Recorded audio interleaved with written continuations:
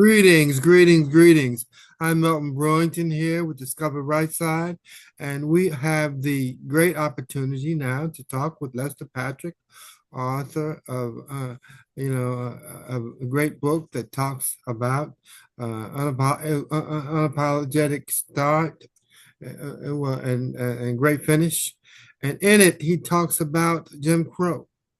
He discusses some of the factions of Jim Crow, having lived under Jim Crow and having grown up and educated under Jim Crow. And we're so delighted to have him with us today to talk about that great element. And so, Mr. Lester Patrick, please introduce yourself and give us some outlines of what those elements discussed and identified. Sure, as Elton has said, I am Lester Patrick, and I'm the author of Start Unapologetic Present. And this is a journey through Jim Crow, the information age, information technology age, that is, to God. And it covers my weak start that I had early in my life living under Jim Crow, some of the experiences that I had living under Jim Crow, my long career in the information technology industry, attending North Carolina A&T. I talk about my military experience also, some of my spiritual experiences with God. I highlight internalized oppression and racism. And lastly, my lifelong efforts in advocacy and volunteerism. All those things I talk about in the book. There are 8 sections of the book, and covering each of those areas that I just mentioned. Mm-hmm. Now, in the book, Lester, there were codes, and there were some illegal laws, and there was some. They passed some actually, to our extent today, unacceptable procedures, like.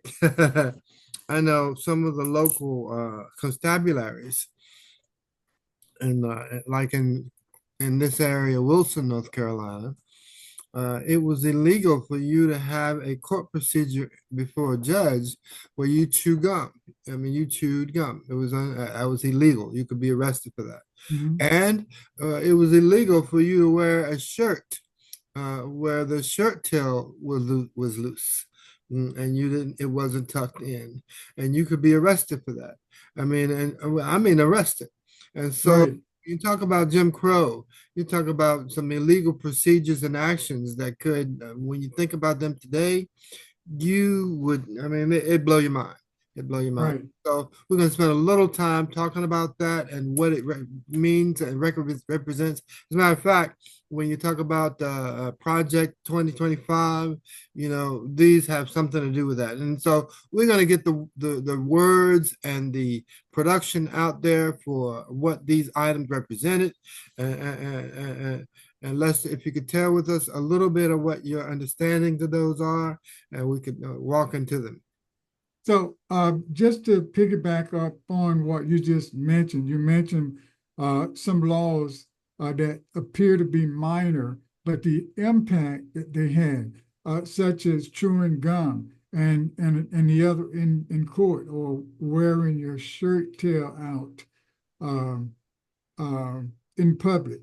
Well, the black codes were laws in some cases, such as those like walking on the street of meeting a white person and not getting off of the sidewalk, or and a host of other things. But the important thing is this: the important thing is that all of these laws restricted the freedom of African Americans. But if you violated those laws, they all were designed to take away your freedom. As an example, you could be locked up, as I was saying just before, at the end of the first segment, you could be locked up for committing or violating one of these laws, and such as being unemployed.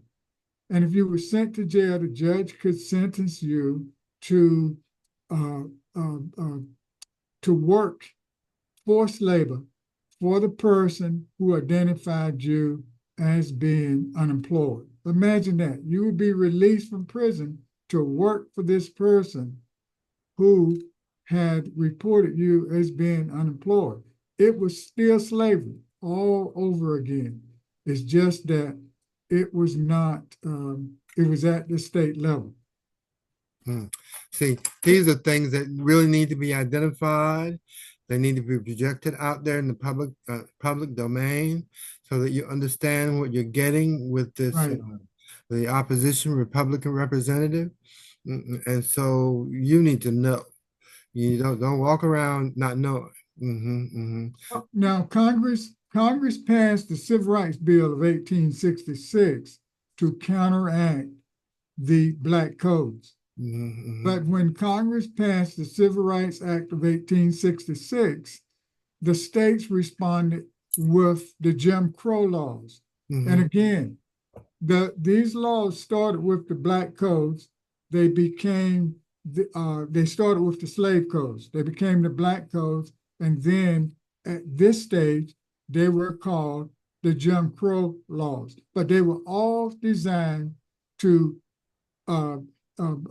inhibit the freedom of African Americans in the United States. But these laws were legal rather, until the passage of the Civil Rights Bill of 1965. And I talk about that. And you think about it, we're only 59 years away from that period when Jim Crow was legal. And as I pointed out earlier, when the Jim Crow laws were abolished, the activity still didn't stop. People still continued to some degree to practice Jim Crow, even though it was illegal to do so. And I talk about those kinds of situations in the book, We Start Unapologetic Present. Specifically, one of the places that I talk about it is living under the impact of Jim Crow. And if time permit, I'd like to quickly read an excerpt from that book, my book rather. Instantly after the ratification of the 15th Amendment to the Constitution in North Carolina and in most other southern states, free former slaves and white Republicans formed voting coalitions. And overnight, they changed politics, the political balance of power at the local, the state, and federal levels. But this condition was short-lived because by 1876, just 6 years later, Reconstruction ended because of conservative Democrats and ex-Confederates attacks. As a result, in 1898, in the 1898 state election, as many as 80% of eligible Black voters participated in the state election. And remember, only Black men could vote.